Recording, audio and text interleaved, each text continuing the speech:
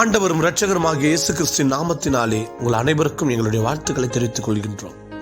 கர்த்தருக்காக வைராக்கியமாய் பாடுபட்ட மிஷனரிகளை பற்றி உங்களிடம் பகிர்ந்து கொள்வதில் மிக்க மகிழ்ச்சி அடைகின்றோம். தினம் ஒரு மிஷனரி வரலாறு. இன்றைய மிஷனரி வின்சென்ட் ஃபெரர். இவர் பிறந்தது 23/1/1350.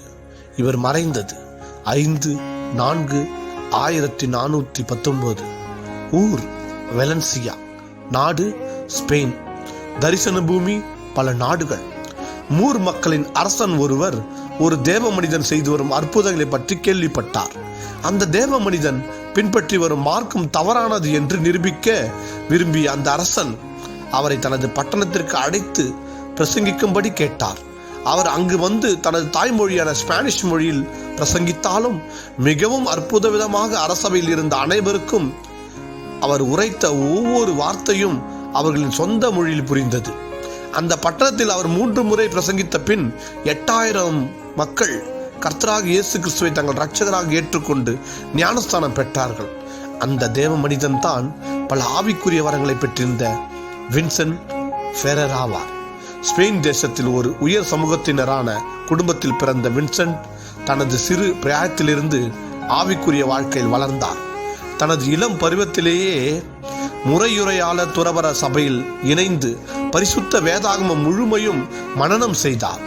பிரிவினைகளும் வாக்குவாதங்களும் சபை தலைவர்கள் மத்தியில் இருந்ததால் அது சபைக்கு கடினமான காலமாக இருந்தது. சபையில் காணப்பட்ட இந்த வேறுபாடுகளை சரிபடுத்த வின்சென்ட் தன்னால் முயன்றவரை முயன்றார்.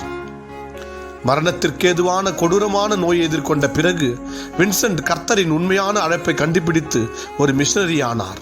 20 ஆண்டுகள் அவர் ஐரோப்பா முழுவதும் பயணம் செய்து Spain, France, Ireland, Belgium, Germany, Scotland மற்றும் இத்தாலி ஆகிய நாடுகளில் பிரசங்கித்தார். ஒரு சிறந்த போதகரான அவருடைய பெரும்பாலான பிரசங்க கூட்டங்கள் திறந்த வெளிகளிலேயே ஏற்பாடு செய்யப்பட்டன.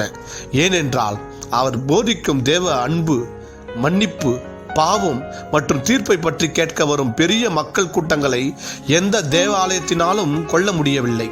அந்த போதனைகளை கேட்டவர்கள் தங்கள் பாவங்களை விட்டு மனம் திரும்பி கிறிஸ்துக்காக வாழ தம்மை சமர்ப்பித்துக் கொண்டார்கள். மேலும் அவர் யூதர்களிடமும் மூர் மக்களிடையும் ஊழியம் செய்து ஆயிரக்கணக்கானவர்களை கிறிஸ்துவனிடம் வழிநடத்தினார். எளிமையான மனிதராக வாழ்ந்த வின்சென்ட் தனக்கென்று எதையும் ஒருபோதும் ஏற்றுக்கொள்ளவில்லை. பலர் அவர் மேல் வைத்த மரியாதை நிமித்தம் தங்கள் உடைமைகளை அவருக்கு கொடுத்தனர்.